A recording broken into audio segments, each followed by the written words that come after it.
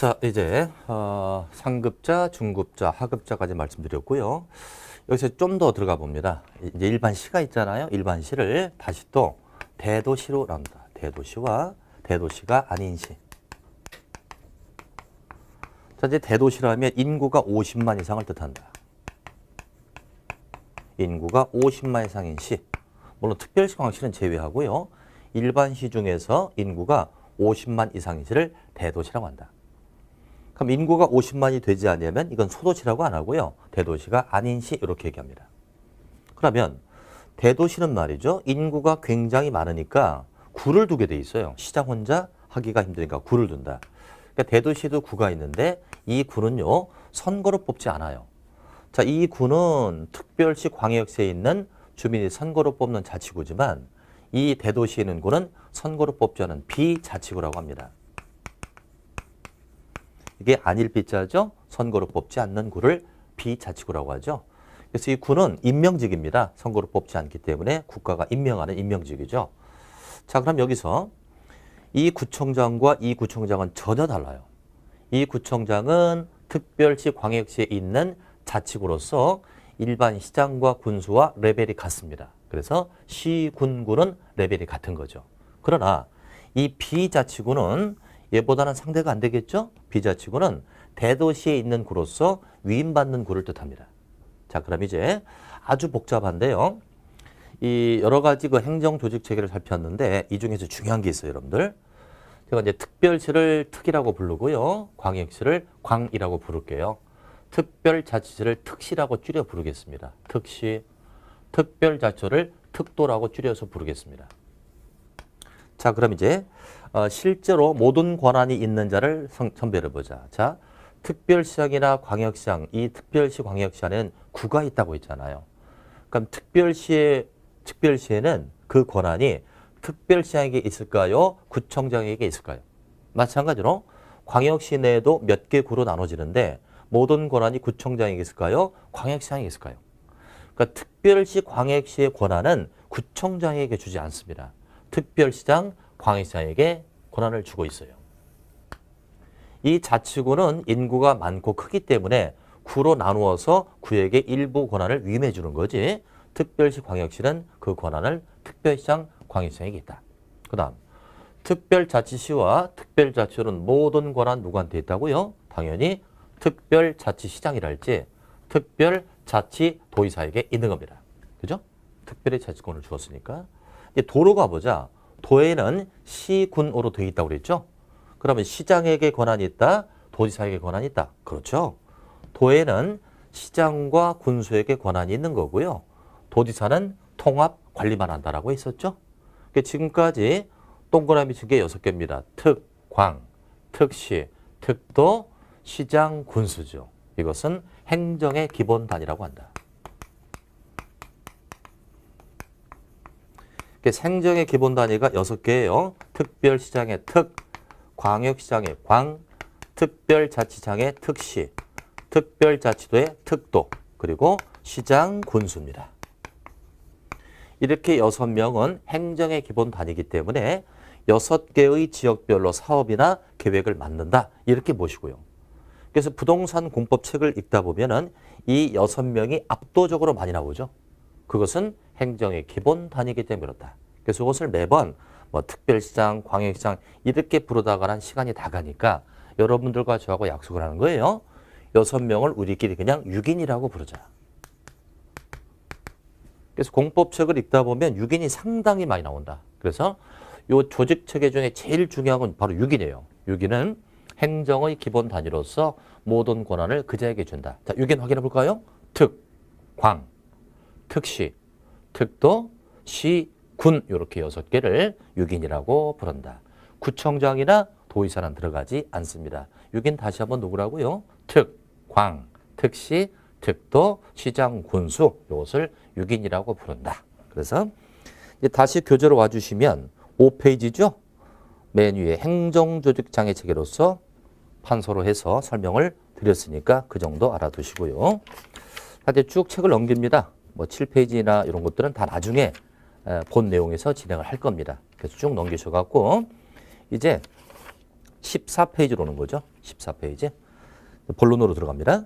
14페이지 총론이라고 나오는데 그 바로 앞장에 제목이 뭐로 되어 있나요? 국토의 계획 및 이용에 관한 법률 이렇게 되어 있죠. 이제 그 법을 이제 하나하나 들어갑니다. 국토 법률에서 총론을 보는데 01번에 제정의 목적이 나오죠. 모든 법의 제1조에는 그 법의 목적을 수록하고 있습니다. 지금 우리가 무슨 법을 공부할 거라고요? 국토 법률을 공부하는데 그 법의 목적이 2줄 정도 나와 있는데 속으로 한번 읽어보시죠.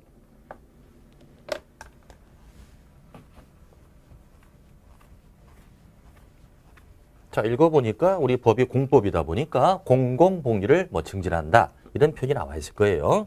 그래서 1조의 목적은 출제되거나 그러지 않는 거니까 한번 읽고 끝이는 거고요. 이제 02번으로 들어가면 용어의 정의다 그래서 박스에 다음 페이지까지 해서 쭉 나와 있습니다. 이 국토법률은 전국을 대상으로 하기 때문에 굉장히 범위가 넓습니다. 그래서 서두에 용어를 한번 정의하고 가자는데 이것은 학습의 효율성을 위해서 용어들은 뒤에 다 나오거든요. 자세히. 뒷부분에 다 나오니까 그때 가서 자세히 공부를 하고 나중에 다시 피드백해서 돌아와서 확인하는 수준으로 공부하는 게 나을 겁니다. 다만 15페이지 잠깐 보면 15페이지 11번으로 갑니다. 기반시설 밑줄 하나 쳐주시고요. 기반시설.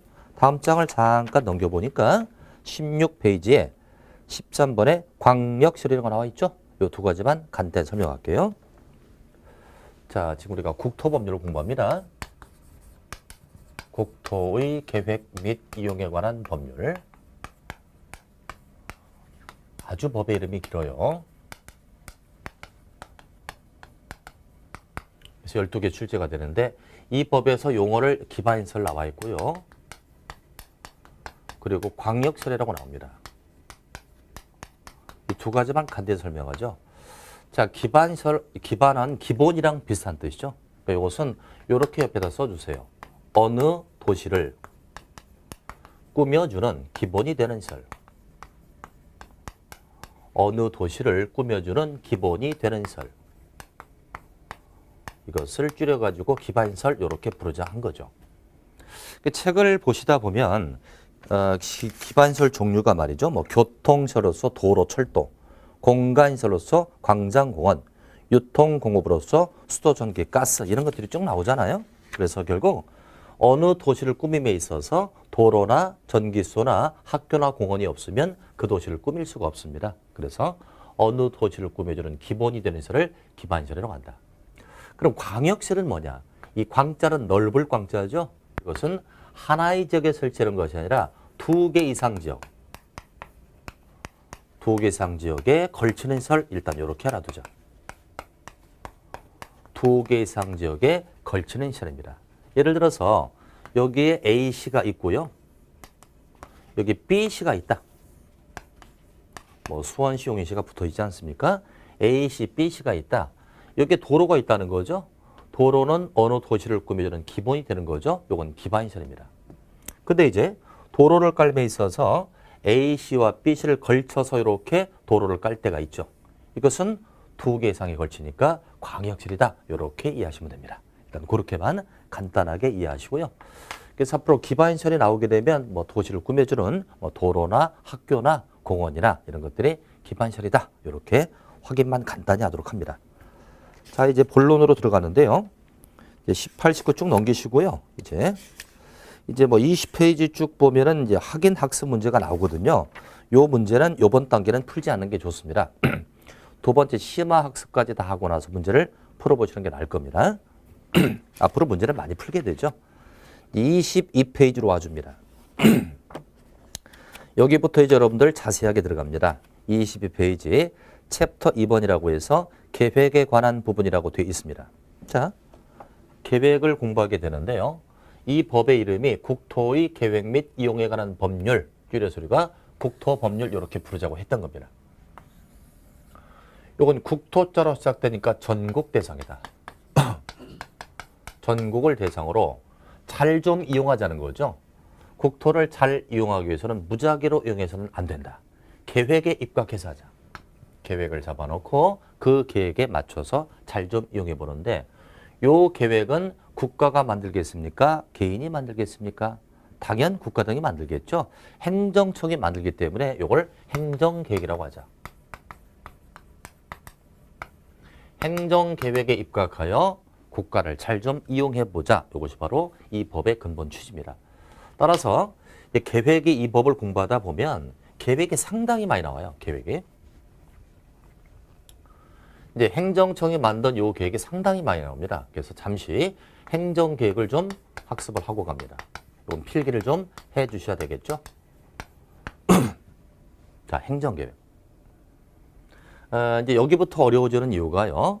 여러분들이 행정계획을 많이 접해보지 않았습니까? 그러니까 행정계획이 어떻게 만들어지며 특성이랄지 이런 것들을 공부를 하게 되는데 이제 오늘 이 시간이 좀 어려울 겁니다. 어려운데 매번 계획만 공부하는 건 아니거든요.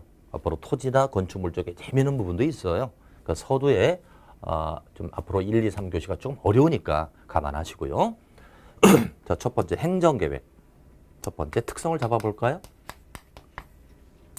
자, 행정계획은 행정청만 수립한다. O일까요? X일까요? O다 X다? 이건 당연히 O입니다. 행정계획은 행정청만 수립합니다. 그래서 행정계획으로 합니다. 이 행정계획을 일반 개인은 만들 수가 없죠. 행정청만 수립한다.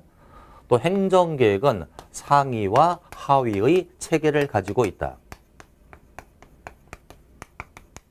우리 부동산 공법은 대단히 체계를 중시합니다. 수직적 명령적이죠. 상위 계획과 하위 계획의 체계가 있다. 그럼 당연히 하위 계획은 당연히 상위 계획에 적합해야 합니다. 상위 계획에 적합해야 된다. 당연한 얘기죠. 하위 계획은 상위 계획에 적합해야 한다. 이 적합하다는 표현을 가끔 부합이라고 하거든요. 책을 읽다가 부합한다라고 하게 되면 적합하다와 똑같은 뜻입니다. 그래서 하위 계획은 상위 계획에 적합해야 합니다. 그런데 적합하지 않았다 이거예요. 적합해야 될 이 하위 계획이 상위 계획에 적합하지 않았다. 그때 그 하위 계획은 무효가 될까요? 안 될까요? 이게 중요하죠. 무효가 되지 않는다. 설령 적합하지 않은 이 하위 계획도 상위 계획에 적합하지 않다 할지라도 그 하위 계획은 무효가 되지 않습니다. 취소, 변경의 사유다. 취소나 변경의 사유가 된다. 잠시 우리 상식을 벗어나고 있잖아요. 하위 계획은 상위 계획에 적합해야 되는데 적합하지 않았다면 무효가 되지 않을까? 이리 생각하기 쉽습니다. 그러나 무효가 되지 않아요. 취소나 변경의 사유다. 이렇게 좀 이해하시고요. 또 이제 당연한 물음을 드리겠습니다. 상위 계획과 하위 계획이 서로 상충한다면 당연 무슨 계획이 우선한다? 그렇죠. 상위 계획이 우선한다. 이렇게 보시고요. 자, 그렇다면 이제 체계가 있다고 했는데 이 행정계획의 체계를 좀 잡아보자. 체계를 잡는데 위쪽에 상위, 아래쪽에 하위로 쭉 포진이 될 겁니다. 그래서 가장 위쪽에 국토 종합계획이 있다. 체계 잡습니다. 요거 밑에 광역도시계획이 있다. 좀 어려운 것들이 나와요. 그 다음에 도시군 기본계획이 있다. 도시군 기본계획. 그리고 끝으로 도시군 관리계획이 있다. 계속 필기를 해 나가셔야 합니다. 그래서 위쪽이 상위, 아래쪽이 하위입니다. 근데 우리가 지금 무슨 법을 공부하고 있나요? 국토법률을 공부하고 있죠? 국토법률. 이 세 개의 법은요, 바로 국토법률에 수록되어 있습니다. 그렇기 때문에 시험을 낼 때는 이 세 개의 계획은 이 법의 내용이니까 출제 대상이 될 수 있는 거예요. 그런데 이 국토종합계획은 이 법의 내용이 아닙니다. 이 계획은요, 국토기본법이라는 법이 또 있어요. 이 국토기본법에 나오는 그런 계획이니까 우리 시험 대상은 되지 않습니다. 그런데 시험 범위도 아닌데 왜 써놨냐? 계획의 체계를 잡음에 있어서 이게 가장 최상위 계획이라고 그랬습니다. 그래서 체계를 잡음에 있어서 써놨지 공부하라고 써놓은 건 아니죠. 자, 그러면 요것도 국토자로 시작되니까 요 계획의 대상은 전국 대상. 그래서 이 계획은 전국을 대상으로 개발할 건지 보존할 건지의 장기 발전 방향을 제시하는 거예요. 장기 발전 방향을 제시하는 계획이다. 전 국토를 개발할 건지 보존할 건지를 나누어주는 장기 발전 방향을 제시하는 것이 국토종합계획. 그러나 말씀드렸듯이 이 계획은 우리 법의 과목이 아니니까 시험 대상은 되지 않는다. 따라서 이것은 최상위 계획이다. 이것만 알아주세요. 부동산 공법에 즉 토지 이용 계획에 있어서 가장 위쪽에 포진되어 있는 계획이죠. 그렇기 때문에 요 밑에 것들의 계획은 다 요 계획에 적합하게 만들어야 된다. 당연한 얘기겠죠. 자, 그렇다면 이제 광역이나 도시군 기본 뭘까? 자, 이쪽을 또 지우면서 정리합니다.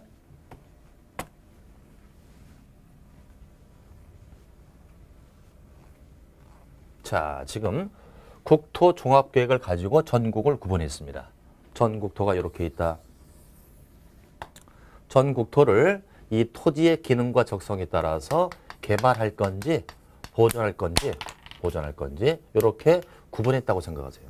개발할 건지 보존할 건지.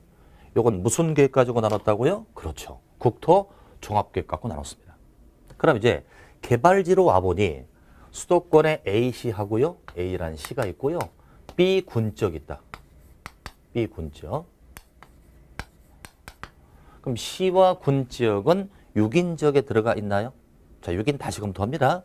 6인지역은 행정의 기본 단위로서 계획과 사업을 할 수 있는 지역이죠. 6인지역 뭐다? 특, 광, 특시, 특도, 시, 군이 있잖아. 그죠? 그러니까 시도, 군도 다 6인지역입니다. 또 저쪽 밑에 쪽에 C군지역이 있다고 죠. C군. 요 군지역도 6인지역입니다. 자, A시와 B시를 개발하려고 하는데 이것을 따로따로 개발하지 말고 요 특성이 비슷하니까 두 개를 묶자는 거예요. 두 개를 묶어서 개발할 수도 있지 않습니까? 이렇게 두 개 이상 지역에 대해서 방향을 잡는 계획이 필요하죠. 그래서 만약에 요 두 개 지역을 묶어서 금융도시로 키우겠다라고 한다면 일단은 두 지역을 묶어줘야 됩니다. 묶어놓고 여기에 방향을 제시해야 되죠.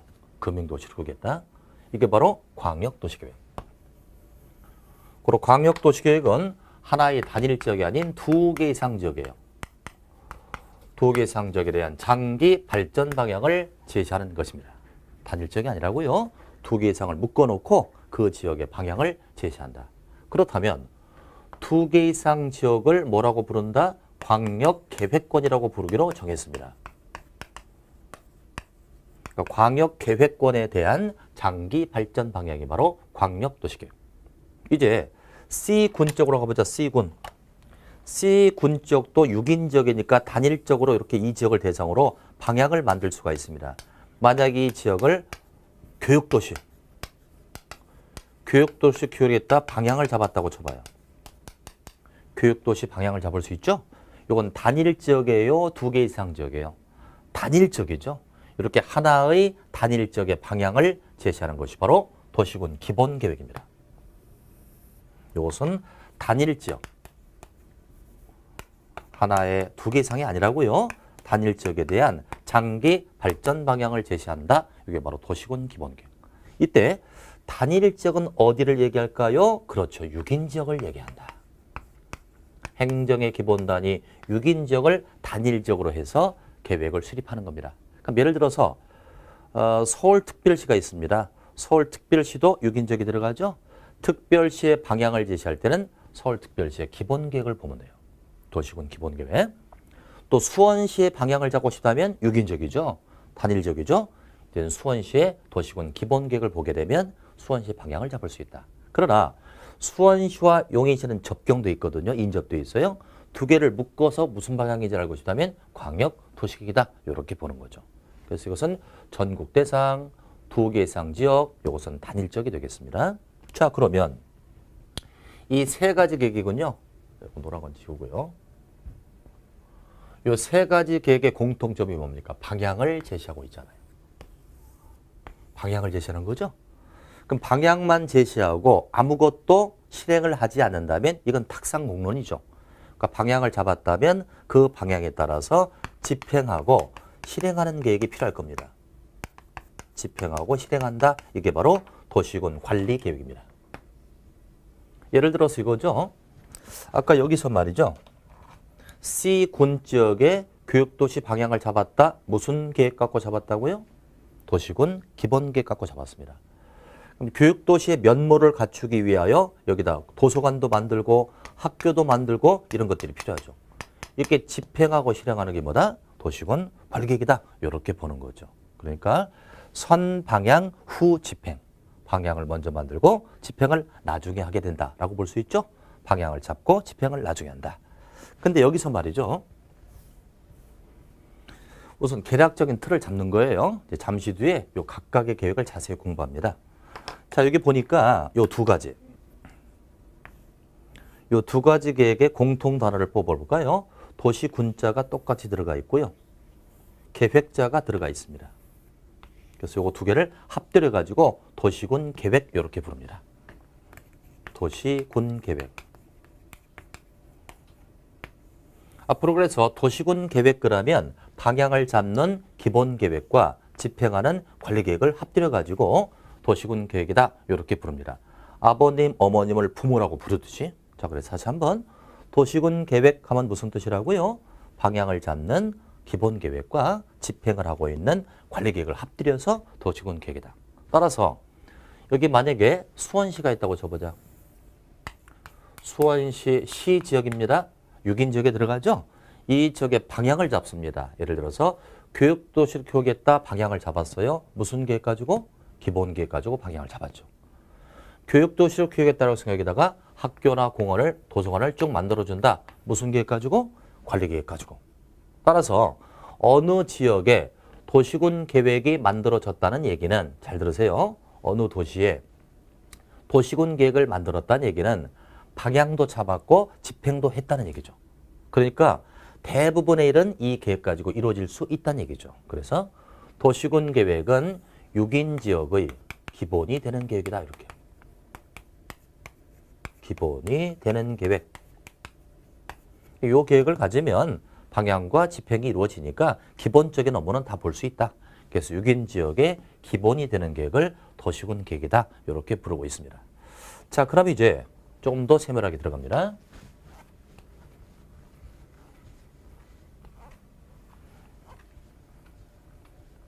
자, 그럼 이제 요 계획을 딱 보니까요. 계획을 구분하는 방법이 있는데요. 자, 2번이니까 3번으로 갑니다. 행정계획을 구분하자. 이 구분하는 팩터는 여러 가지로 나눌 수 있겠죠. 행정계획을 기간에 따라서 구분할 수도 있습니다. 기간이 길면 장기, 짧으면 단기 계획, 적절하면 중기 계획 그러죠. 그러니까 한번 답변해 보세요. 장기 계획은 몇 년 단위 정도일까요? 단기는 또 몇 년일까요? 어떤 분은 10년 이상을 뭐 장기로 보고도 어떤 분은 또 5년 이상을 장기로 보면 되지 않느냐. 어떤 분은 또 20년으로 얘기하기도 합니다. 그래서 그건 별 의미가 없어요. 학자마다 기간을 주장하는 바가 다릅니다. 어떤 학자는 10년, 어떤 학자는 20년을 장기로 보거든요. 그래서 숫자는 의미가 없고요. 길은 건 장기, 짧은 건 단기 이렇게 보시는데 계략적으로 이럴 겁니다. 자, 방향을 잡는 계획은 장기가 좋을까요? 단기가 좋을까요? 그렇죠? 장기적으로 방향을 잡는 게 좋아요. 그래서 보통은 방향을 잡는 계획은 장기가 되겠고요. 집행하는 건 장기일까요? 단기일까요? 중기일까요? 얼른 또 단기라고 하려고 그러죠? 아닙니다. 집행의 내용에 따라서 길면 장기, 짧으면 단기, 적절하면 중기 이렇게 집행의 내용에 따라 다를 수 있죠.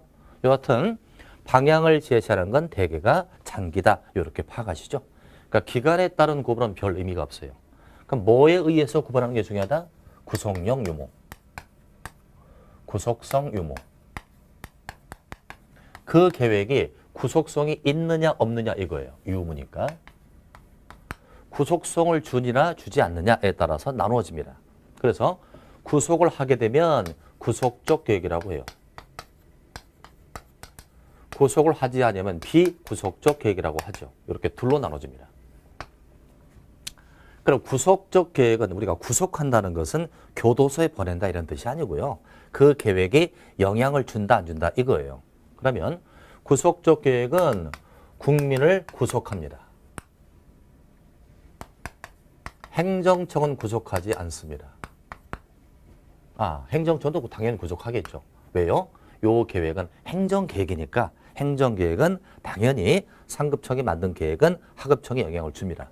근데 또한 국민도 구속합니다. 그래서 국민을 구속하기 때문에 구속적 계획이라고 하죠. 그러나 비구속적은 아닐 빗자입니다. 이것도 행정계획이니까 행정청은 구속을 한단 말이에요. 그러나 구속을 하지 않는다는 건 국민을 구속하지는 않는다는 뜻이에요. 이렇게 기억합니다. 다시 한번. 행정계획을 구속성이 있을까 없을까로 구분하는데 둘 다 행정계획이니까 행정청은 당연 구속을 합니다. 다만 국민을 구속하느냐 하지 않느냐에 따라서 구속적이다 비구속적이다 이렇게 얘기를 합니다. 특히 이제 행정학자가 정한 거죠. 국민을 외부로 보고 행정청을 내부로 이렇게 표현을 하고 있습니다. 그리고 구속적 계획은 외부인 국민을 구속하므로 외부 구속적 이렇게 얘기하죠. 외부 구속적 계획이다. 반면에 비구속적은 외부인 국민을 구속하지 않고요. 내부인 행정청을 구속하니까 내부 구속적 계획이다. 이렇게도 얘기합니다. 그러나 이 구속적 계획은 여러분들 내부와 외부를 다 구속하니까 쌍방을 다 구속하죠. 쌍방적 구속 계획이라고 하는데 그건 투박해서 별 쓰지 않아요. 다만 외부인 국민을 구속하니까 외부 구속적이다. 비구속적은 내부만을 구속하니까 내부 구속적이다. 자, 그럼 여기서 한층 더 갑니다. 이 구속적 계획은 국민을 구속한대요. 그 얘기는 이 행정계획에 국민에게 직접적 영향을 주는 거예요. 즉, 그 행정계획에서 내 토지를 개발을 제한당하든지 직접적인 영향을 받게 됩니다. 따라서 구속성을 국민에게 주기 때문에 국민에게 처분성이 있단 말이에요. 처분성이 있다. 국민을 어떤 처분하게 되는 처분성이 있다. 그래서 이건 행정처분이라고 얘기한다. 그럼 처분을 국가가 내렸단 말이죠. 계획에 의해서. 계획에 의해서 국민을 직접적으로 막 관여하게 됩니다. 국민은 이때 기분 나쁠 수가 있죠. 나 기분 나빠라고 쟁송을 제기할 수 있습니다. 행정쟁송을 제기할 수 있다. 소송이나 행정심판 따위를 제기할 수 있다. 그러나 비구속적 계획하면은 국민을 구속하지 않아요. 따라서 국민은 별 영향을 받지 않으니까 국민에게 처분성이 없습니다. 그저 이 계획은 국민에게 처분성이 없고요. 행정청에게 지침 정도 주는 행정지침이라고 얘기합니다. 행정지침이다. 따라서 이 비구속적 계획은 국민에게 직접적 영향이 없기 때문에 국민이 기분 나쁠 필요가 없죠. 그로 쟁송을 제기할 수 없다. 이렇게 나눠집니다. 자, 이해할 수 있겠죠? 그럼 시험 문제는 이렇게 나와요. 지문을 5개 주겠죠. 오지선다니까 5개를 딱 주고요. 다음은 구속적 계획을 골라라. 이렇게 나올 수도 있고요. 또는 다음은 쟁송을 제기할 수 있는 계획을 찾아라. 그러면 구속적 계획을 찾는 거예요. 그럼 짧은 시간 안에 그 5개 계획에 대해서 국민을 구속하는지 처분성이 있는지를 파악하기는 상당히 애로사항이 있을 겁니다. 그래서 이렇게 표현을 하죠. 자, 아까 제가 계획의 체계를 잡음에 있어서 크게 방향을 잡는 계획과 집행하는 계획으로 나눠져 있었습니다. 그럼 방향을 잡는 계획은 구속력이 있을까요, 없을까요? 없겠죠? 그래서 주로 방향을 잡는 것은 비구속적이고 집행과 실행을 하면 국민에게 영향을 주니까 이게 바로 구속적 계획일 겁니다. 그래서 이렇게 정리해봐요. 구속적 계획은 대개 집행하고 실행하는 계획. 비구속적은 주로 방향을 잡는 계획. 이렇게 나누면 좋은데 이것 갖고도 답을 찾기가 좀 어렵습니다. 그래서 계획의 이름을 딱 보면 계획의 이름을 보면 구속인지 비구속인지를 바로 알 수 있어요. 이렇게 정리합니다. 자, 비구속적 계획을 보면 이름에 분명히 종합자가 들어가요. 종합자가 있으면 무조건 비구속적. 또 기본자가 들어갑니다. 무조건 비구속적. 또 장기 계획입니다. 이것은 비구속적. 이렇게 이해하는 게 제일 빠르죠. 그럼 볼까요? 여기 지금 종합자 들어가 있죠? 비구속적. 여기 기본자 들어가 있죠? 비구속적. 이것은 장기니까 비구속적. 그래서 종합이나 기본자가 글자가 있으면 따지지 말고 무조건 비구속이다. 이렇게 파악하자 이겁니다. 자, 그럼 이제 여러분들 입장에서는 행정계획을 쭉 공부했어요. 체계를 갖고 있다고 있었죠? 이 체계 정도는 머릿속에 틀을 넣으셔야 합니다. 이제 자세히 이 계획을 들어갈 거거든요. 그래서 이 계획을 배움에 있어서 요 계획들이 어떤 위치에 있는지를 보셔야 돼요. 자, 다시 한번 맨 위에 최상위 계획, 국토종합계획이 있다.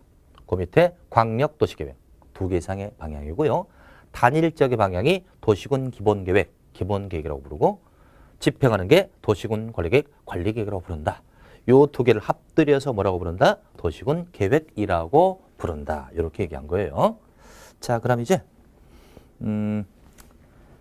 계획을 만드는 절차를 좀 알아보도록 하겠습니다.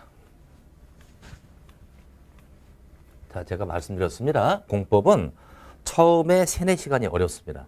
지금 공부하는 것이 굉장히 어렵습니다. 왜? 여지까지 다뤄보지 않았던 계획을 공부하기 때문에 그렇습니다. 그러나 여기 지나고 나면 또 재밌는 것도 나오니까 좀 인내심을 가지고 차분히 따라올 수 있도록 이렇게 해주시기 바랍니다. 자, 이 순서 잡으셨죠? 국토종합, 광역도시, 도시군 기본, 도시군 관리 이렇게 잡았습니다. 그럼 이제 계획을 만드는 절차를 먼저 정리를 하고요. 책을 또 보도록 해요. 자, 이제 행정청이 행정계획을 만들 때 일정한 룰이 있을 겁니다. 자, 제목을 이렇게 달아드릴게요. 행정계획을 만드는 절차. 이렇게 아주 쉬운 말로. 행정계획을 만드는 절차를 예시해보자. 우선 계획을 행정청이 만들려면 자료가 필요할 겁니다. 그래서 이건 예비적 단계가 있다. 예비적 단계를 통하여 자료를 수집하죠. 그런 다음에 초안을 작성합니다. 초안을 작성하죠. 그럼 초안이라는 것은 다소 부족함이 많겠죠. 그러니까 이것저것 절차를 거쳐서 가다듬는다. 정제시켜야 되겠죠. 가다듬는다. 가다듬었으니까 이제 확정을 줘야 되겠죠. 계획을 확정졌다. 확정을 줬으니까 국민에게 그 계획을 알려줘야 합니다. 알린다. 이렇게 편안하게 글씨를 썼습니다. 자, 행정계획을 만들 때 예비적 단계를 통하여 초안을 작성하는데 이 예비적 단계는 크게 3가지. 기초조사를 합니다. 그 지역에 가서 여러 가지를 조사, 측량을 하는 등 기초조사를 하죠. 그리고 필요하다면 공청회를 개최한다.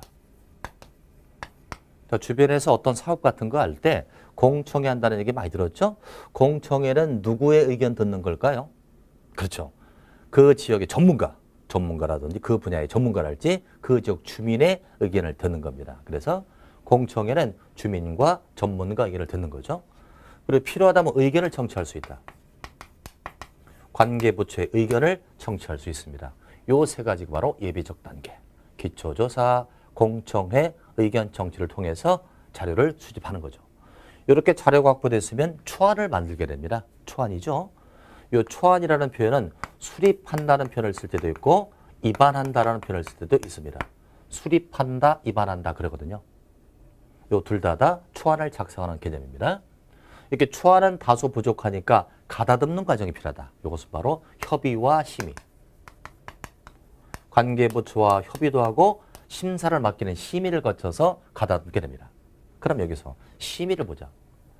심의라는 것은요, 심사를 하여 의결하겠다 이거거든요. 어떤 안건을 전문가들이 심사도 하고 의결을 하는 걸 심의라고 부릅니다. 따라서 법마다 전문가 집단이 제각기 다를 거예요. 농지법의 전문가, 건축법의 전문가, 국토법의 전문가 제각기 다를 겁니다. 그렇기 때문에 매 법마다 전문가 집단이 심의기구는 이름이 달라요.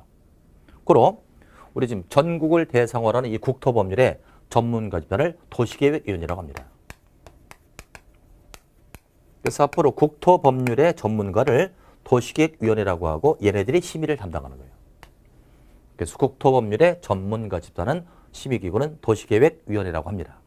이건 크게 둘로 나눈다. 중앙 도시계획위원회와 지방 도시계획위원회로 나눠집니다.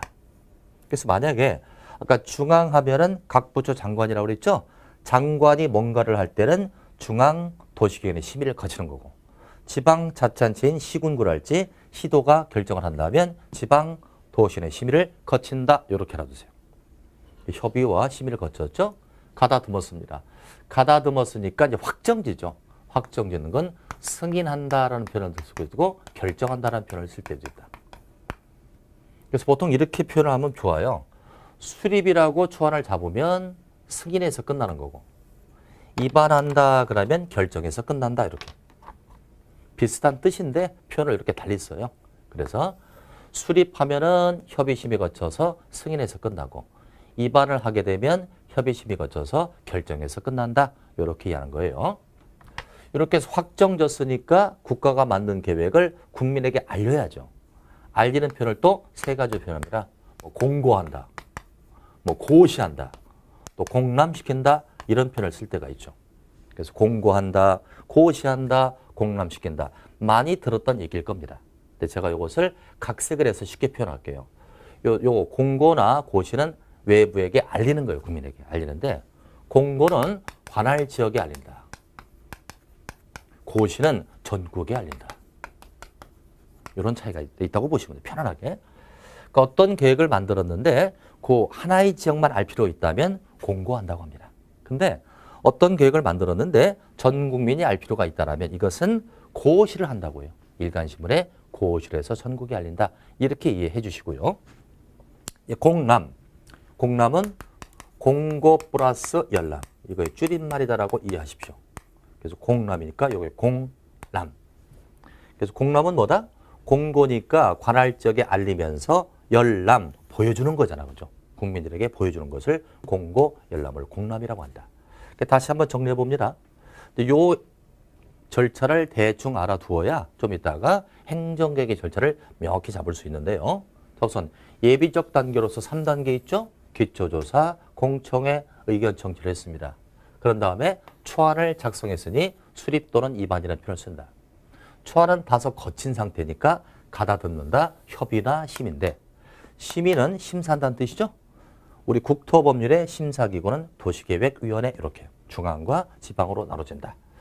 가다듬었으니까 확정되는 것이 승인이나 결정한다고 하는데 수립에서 시작되면은 승인한다고 하고요. 입안으로 시작되면 결정한다. 이렇게 매치를 시키는 게 좋습니다. 확정된 계획을 국민에게 알려야죠. 알리는 건 공고, 고시라고 하는데 이건 관할 지역에 알리면 공고, 전국에 알리면 고시. 공람은 공고, 알리고 열람, 보여준다. 이렇게 단계적으로 가고 있습니다. 자, 그럼 이제 22페이지 보는 거예요. 그래서 계획의 뜻과 계획의 절차를 간편히 살펴봤습니다. 우선 제1절 광역도시계획 보장. 자, 우리 아까 계획의 체계를 잡을 때 머릿속에 틀이 있어야죠. 맨 위에 출제되지 않는 계획이 있었죠. 국토 종합계획이 있었는데 이건 별중요시한다. 그 밑에 뭐가 있다? 광역도시계획이 있잖아요. 그거 하는 겁니다. 그래서 1번 개념 볼까요? 광역도시계획이란 광역계획권의 장기 발전 방향을 제시하는 계획이다. 따라서 광역계획권을 먼저 지정하고 그리고 광역도시계획을 수립하는 겁니다. 계획이 먼저예요? 계획권이 먼저예요? 그렇죠. 광역계획권을 먼저 정해놓고 거기에 방향을 잡는 광역도시계획을 수립한다. 2번에 법적 성격을 볼까요? 자, 제목을 위주로 갑니다. 1번 비구속적 계획. 그렇죠. 광역도시계획은 방향을 제시하므로 구속성이 없죠. 비구속적 계획이고 따라서 2번 쟁송을 제기할 수 있다 없다? 없죠. 비구속이니까 처분성이 없고 쟁송 제기할 수 없으니 셋째 줄에 쟁송 제기할 수 없다라고 되어 있습니다. 이제 맨 밑에 3번 맞아볼게요. 광역도시계획과 도시군 계획은 국가계획에 부합돼야 된다. 국가계획이 또 상일 테니까 적합해야 된다. 이때 광역과 도시군 계획 내용이 국가 내용과 서로 다를 때는 상위 계획인 국가계획의 내용이 우선한다는 것입니다. 여기까지가 광역도시계획의 대체적인 뜻을 살펴봤는데 자 우선 자 광역도시계획으로 갑니다.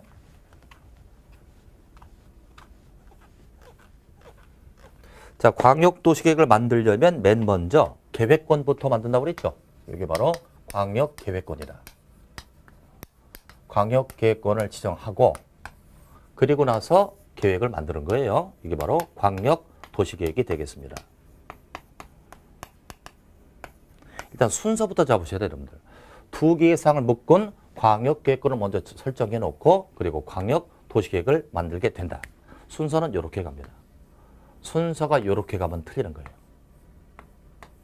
자, 어떤 문제를 예상할 수 있냐면 아주 속기가 쉽습니다.